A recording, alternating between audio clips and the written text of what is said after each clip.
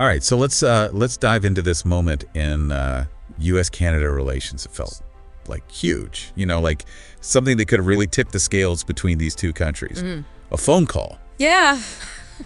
Between Trudeau and Trump back when trade tensions were running super high. We're talking tariffs, strong personalities. Oh, yeah. It was diplomatic drama, right? For sure. The kind of stuff you usually only see in like a movie or something. Right. So we've got our stack of sources here. Today, we're going to try to piece together what actually happened on that call. Okay. How the world reacted and why it matters even now, all these years later. Sounds good. All right, so to help us make sense of this whole thing, we've got our expert here. Thanks for joining us. Thanks for having me. Now, this call didn't just come out of nowhere. Right. Trudeau and Trump, they'd already clashed publicly quite a few times before this. Right? Oh, absolutely. This wasn't just like a casual, how are you doing kind of call. The relationship was already strained, especially on things like defense spending, and that whole NAFTA renegotiation, which I guess we all know now became the USMCA. Right. So this call, I mean, you can imagine it was probably meant to try to address those very specific issues. Yeah. But let's just say it didn't really go according to plan. Oh, I bet. And if I remember correctly, one of the really big, sticking points was Trump's tariffs on Canadian steel and aluminum. Right? Yeah, that was huge. Didn't that send shockwaves through both economies? I mean, it did, for sure. It really did. It definitely had an economic impact, but it went beyond that too, I think. Okay. A lot of people saw these tariffs as like a direct attack, almost, on one of the most basic principles of the U.S.-Canada relationship. Interesting. The idea of these two countries being each other's most reliable trading partner. Right. And especially for Canada, it brought up all these old anxieties about being economically vulnerable to whatever decisions were being made down in Washington. I see. Okay, but why steel and aluminum specifically? Was this really all about American jobs, or was there something else going on under the surface? Well, the Trump administration, they officially justified the tariffs by saying it was a national security thing. Right. Which, I mean, technically it's allowed under international trade rules, but it's not something you usually see used against allies like Canada. Right. A lot of trade experts saw it as more about protectionism than actual security threats. Okay, so reading between the lines here, it sounds like maybe this was a little bit of a power play by Trump. Would you say that's fair? Yeah, I mean, it's certainly possible. That national security argument, even though a lot of people thought it was controversial, it did give the U.S. more leverage in the trade negotiations. And it also, it played well to Trump's base back home, who were really concerned about losing jobs in manufacturing. But for Canada, it felt, I think a lot of people up there felt like it was almost a betrayal of trust, like a violation of the spirit of that longstanding partnership. Okay, so let's get into the actual call itself, the actual conversation. According to the leaks, right, Trump didn't waste any time, right? Yeah. He allegedly just came out and said something like, Justin, your policies are costing American jobs and this isn't fair. Yeah. And, knowing Trump, I bet he wasn't exactly whispering it. You know what I mean? Yeah. From everything we can piece together, it sounds like he took a very direct, even confrontational approach. Right. But I mean, that was pretty typical of his style, not just with Trudeau, but with other world leaders as well. Right. But didn't Trudeau try to kind of steer things in a more, diplomatic direction? Yeah. The report suggests that he tried to really emphasize how much both countries actually benefit from the relationship, Yeah. Pointing out how they both gain from cooperation. He probably tried to appeal to that sense of shared history and common goals, but it seems like it didn't really work. So we've got these two very different personalities, these two totally different communication styles clashing head on. Right. And it's a high-stakes phone call. Yeah. I can't even imagine. I'm guessing things probably got a little bit heated, right? Well, unfortunately, the exact details of what was said are still confidential, but based on what's been leaked, it does sound like it was a tense exchange for sure. And there were reports that Trump even threatened to block some pretty important exports to Canada if they didn't give in to his demands. Wow. And I mean, that would have had a huge impact on Canadian businesses and just everyday people. Okay, so we've got the background, the context. We've even got a little bit of a glimpse into the actual conversation itself. But how did all this actually play out in public? What did the world see? Well, Immediately after the call, it was almost like both sides did this very choreographed public relations dance. Oh, interesting. They were trying to control how it was all perceived, you know? Right. Trudeau's team, they really downplayed any tension. They used phrases like frank but cordial Oh, wow. to describe it. They were definitely trying to avoid making things worse. But I'm betting Trump's team wasn't exactly going for that calm and collected look. No, not exactly. Trump and his advisors, they went on the attack pretty much right away. They were accusing Canadian officials of basically lying about the call, being dishonest about what was said. Wow. It escalated so quickly. It turned into this whole war of words. Oh, yeah.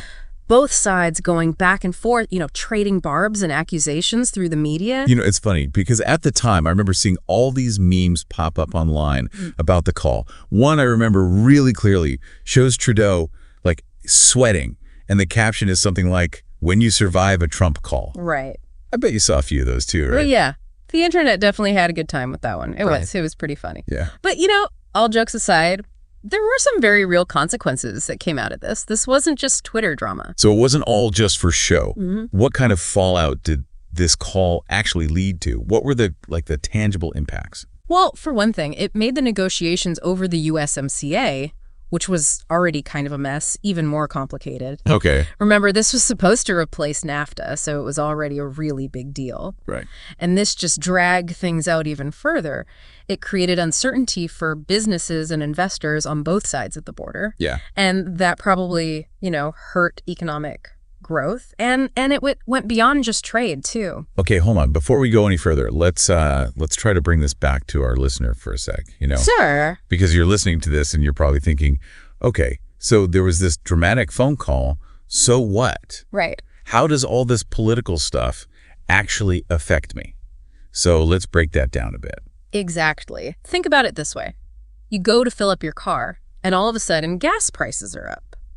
Well, that could be connected to, you know, trade tensions affecting how much oil Canada's sending to the U.S. You're at the grocery store and your favorite fruits or vegetables are more expensive.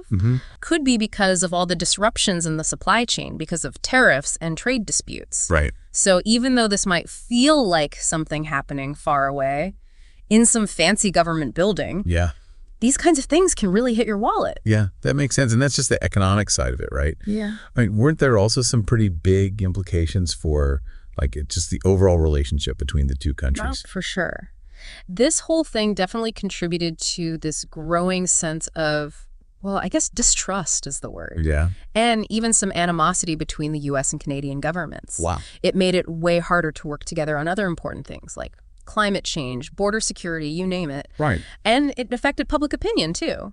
Polls showed that Canadians started trusting the U.S. less, and a lot more Canadians had negative views of Trump. And it wasn't all about just that one phone call. Yeah. You know, that was kind of just part of a much bigger pattern of tension and disagreement between the U.S. and Canada. Okay, I'm listening. What kind of fundamental differences are we talking about here? Give me the details. Well, you can kind of trace it all the way back to their different ideas about globalization and trade. Okay. Canada, you know, with its smaller economy, has always sort of relied on multilateralism. Right. On working with international institutions and trade agreements, you know, to make sure things are stable and predictable. So kind of like strength in numbers. Exactly. But the U.S. under Trump was moving in the opposite direction. You know, that whole America First thing was all about putting American interests first. Yeah. Even if it meant bending the rules or breaking them or even just walking away from those international agreements. Right. So a go-it-alone strategy. Pretty much. And that obviously created a lot of friction with Canada, you know. That makes sense. Especially on things like trade and tariffs. Right. Canada felt like the U.S. was just doing whatever it wanted without thinking about the impact on its closest allies. Makes sense to me. But it's not all just about economics, is it? These different ways of looking at the world. Right. Didn't they also affect things like foreign policy and defense? Oh, absolutely, yeah. I mean, Canada has always been really proud of being a peacekeeper, you know, on the world stage, always pushing for diplomacy and trying to resolve conflicts peacefully. Right. And the U.S., well, for better or for worse, has often taken a more, interventionist approach, I guess you could say. Yeah. Willing to use military force to get what it wants. And those two approaches don't really mix, do they? Yeah. It must make it tough to agree on things like international conflicts or military interventions and things like that. Exactly, yeah. And you can really see how those differences play out in their roles in organizations like NATO, you know. Okay. Canada often focuses on peacekeeping missions, and the U.S. takes a more, I guess, aggressive military stance. You know, it makes me wonder, listening to all this, Yeah. if these differences are so, like, deep-rooted, you know, in their history and how they see the world, is there any hope for them to ever have, like, a truly harmonious relationship? Are we just looking at the U.S. and Canada always kind of being at odds? That's a great question, and it's a really complicated one. I don't know if I'd say they're destined to always be at odds, but it's important to acknowledge that these differences are real, and they're not going to just vanish overnight. So no easy answers, huh? Nope, I don't think so. Building a strong and stable relationship takes time and effort. Right. It takes constant communication, a willingness to compromise, and recognizing that both countries win when they cooperate. Yeah. Even when they don't always see eye to eye on everything. It's kind of like any good relationship, right? Got to be able to talk openly, respect each other's differences, and be ready to put in the work. Exactly, yeah. And in the case of the U.S. and Canada, the stakes are pretty high, right? Right. Their economies are so closely connected. Their security depends on each other, and they share this long history and culture. Yeah. So figuring out how to navigate all that is in everyone's best interest. Okay, so this phone call, it wasn't just like a random thing. It was a symptom of these deeper, more fundamental differences between the U.S. and Canada. Right. Okay, got it. But let's fast forward a bit. Trump's not in the picture anymore. Right. So how have things changed since that infamous phone call? Has the relationship healed, or are those underlying tensions still there, just kind of simmering beneath the surface? It's a little more complicated now. Things have definitely shifted with the new administration. Biden's made it pretty clear that the relationship with Canada is important to him, and he wants to rebuild that trust and partnership. Go more of a reset then, back to that more traditional way of doing diplomacy. To an extent, yeah, you could say that, but let's not get ahead of ourselves. Okay. It's important to remember that the underlying issues, things like trade disputes, different ideas about foreign policy, and competing economic interests, those things are still there. So a change in tone maybe, but not a total change in, like, the substance of the issues. Right, and we've already seen a few moments where those tensions have come back up again. Oh, really? Yeah. Things like the disagreements over the Keystone XL pipeline. Right. And some of those Buy American provisions that have been popping up in some U.S. laws. That stuff definitely hasn't gone over well in Canada. It sounds like there's still work to do then. Yeah, for sure. And, you know, this is a good takeaway for our listeners, I think. It's easy to think that just because there's a new president, everything's magically fixed. Yeah. But that's not really how it works. The U.S.-Canada relationship is complicated. It's always changing. Right. And it takes constant work from both sides to keep it going strong. So what you're saying is, even though that phone call was a while ago, it's still relevant today because those same issues are still at play. Exactly. And understanding that is really important for anyone who's trying to make sense of what they're seeing in the news, you know? And all the political debates about the U.S.-Canada relationship, it's not just about personalities or one-off events. Right. There are these bigger forces at work that shape how these two countries interact with each other. Okay, so we've gone through all this history, these different ways of looking at the world, the fallout from that call, and even where things stand now. Right. But why should our listener, who maybe isn't a diplomat or a trade expert, why should they care about all this? How does any of this actually impact their life? Well, think of it like this. What happens in Washington and Ottawa, it doesn't just stay there, you know? Okay. Those decisions, they have a ripple effect. They can be felt on both sides of the border, affecting people's jobs, their wallets, even their sense of security. Can you give us some examples? Like, how does this play out in real life? Sure. Let's say there's a new trade dispute over lumber or dairy products, something like that. Okay. Could lead to higher prices for people in both countries. Or imagine a disagreement over border security could mean longer wait times at the border, which affects businesses and travelers. Right. And of course, any kind of conflict or tension in the relationship, it could impact defense cooperation. Yeah. Even things like intelligence sharing, which is a big deal for national security. So even if people aren't directly involved in politics or international relations, Right. the everyday lives of Canadians and Americans are connected in a really real way. Absolutely. And that's why it's so important for people to understand how complicated this relationship is and to engage with these issues in a thoughtful way. You know, it's funny when you think about it. The U.S. and Canada, they share the longest undefended border in the world. Right.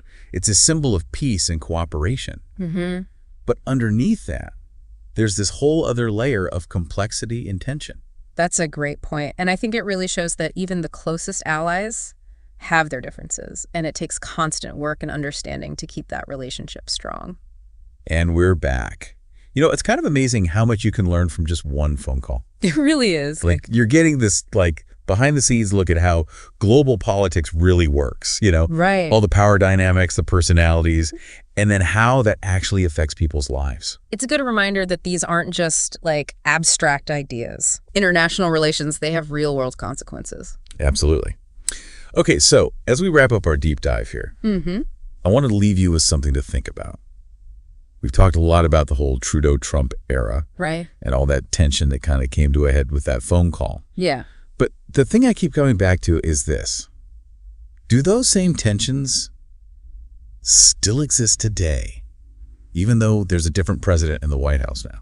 That's the million-dollar question, isn't it? Yeah. A lot of people who follow U.S.-Canada relations really closely are asking the same thing. Yeah. On the one hand, you could definitely say that things have gotten a lot better since Biden became president. Okay. I mean, he's really made an effort to rebuild that trust with Canada. Right. And there's been a noticeable shift in how the U.S. is approaching things. So are we talking like good cop after the bad cop years? I don't know if it's quite that simple. While Biden has definitely been more diplomatic and conciliatory, those fundamental differences in how the U.S. and Canada see the world, the way they approach things like trade, their roles globally, what they prioritize when it comes to stuff like energy and the environment, that hasn't changed. So maybe a change in style, but not like a total system reboot. Exactly. And that's really the key takeaway here. Even if we see fewer of those like dramatic clashes or Twitter wars, Right. the possibility for conflict is still there. Okay, so even if things seem calmer on the surface, there's still stuff going on underneath that could cause problems. Yeah, I think that's a good way to put it. And that's why it's so important to, really stay informed. Yeah. Pay attention to what's happening and not just oversimplify things. Just because something's not making headlines every day doesn't mean the issues have gone away. It's like an iceberg, right? Yeah. You only see the tip above the water. Yeah, that's a great analogy. But there's so much more going on beneath the surface. Exactly. And I think that's what I really want our listener to remember. The U.S.-Canada relationship, it's complicated, it's multi-layered, and it never stops changing. Right.